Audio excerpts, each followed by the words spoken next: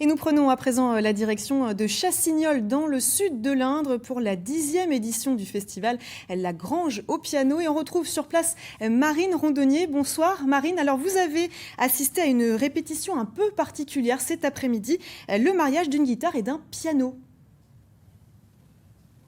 Et oui, c'est un mariage orchestré par le directeur du festival, mais aussi un pianiste chevronné, Cyril Huvet.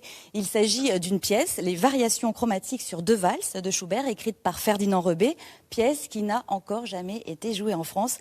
Et nous avons eu la chance d'assister à l'une des répétitions.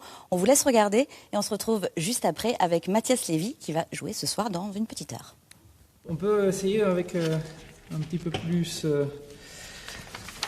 un petit peu plus suspendu en fait.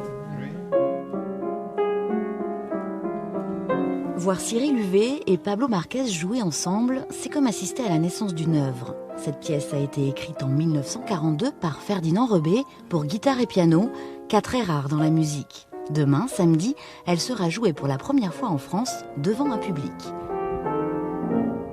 C'est des instruments qui sont cousins, mais il y a une question de volume entre les deux, de volume relatif. Et finalement, marier la guitare et le piano, c'est pas du tout évident parce qu'il faut faire... ils n'ont pas du tout la même projection de son.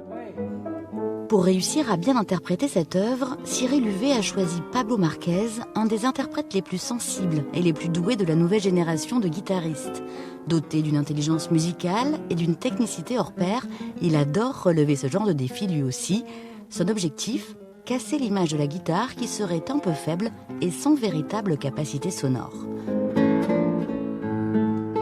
Il y a une grande confusion entre ce qui est la puissance de l'instrument et la capacité de projection. C'est des choses bien différentes.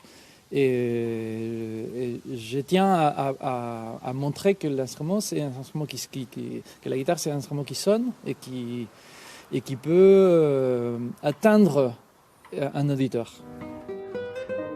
Cette œuvre originale sera présentée demain à 20h30 à Chassignols pendant le récital Cordes croisées de La Grange au piano.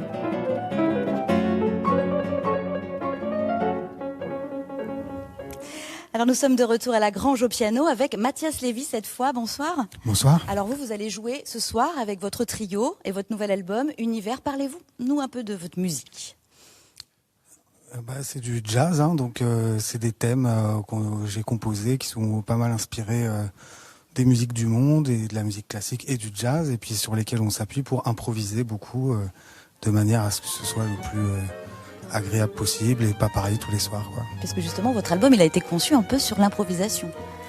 Il a été conçu comme tous les morceaux de jazz, dans un équilibre entre l'écriture et l'improvisation, l'écriture étant un peu un tremplin pour l'improvisation. Alors votre formation, expliquez-nous quelle formation il y a. Alors là ce soir on est accordéon avec Laurent Derache à l'accordéon, Jean-Philippe Viré à la contrebasse et moi au violon. Donc on est dans une instrumentation acoustique qui permet au violon de bien s'exprimer, qui permet de pas utiliser de micro du tout par exemple, comme ça d'être dans une sonorité un peu comme en musique classique, quoi.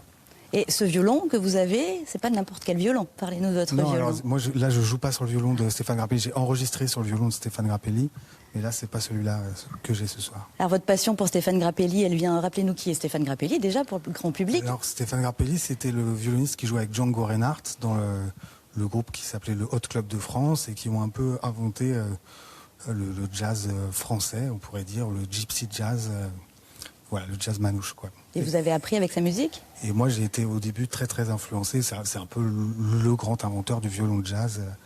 On tombe un peu fatalement dessus quand on veut jouer du jazz au violon au départ, et moi c'est vrai que ça m'a beaucoup fasciné. Qu'est-ce que vous aimez dans cette musique ?